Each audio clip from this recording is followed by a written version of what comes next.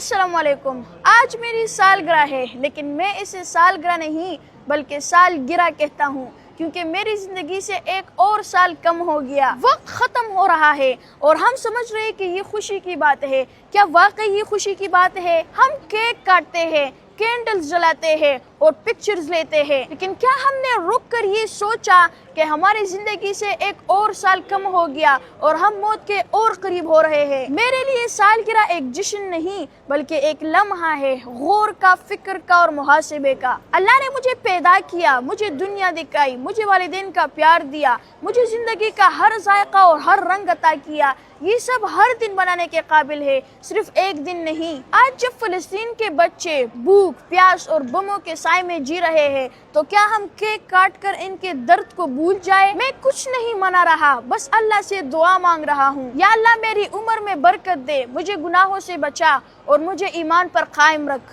آمین۔ بس اگر آپ مجھے واقعی میں کچھ دینا چاہتے ہیں تو صرف ایک دعا دیں۔ آپ کا بہت بہت شکریہ، اپنا خیال رکھیں، اللہ حافظ۔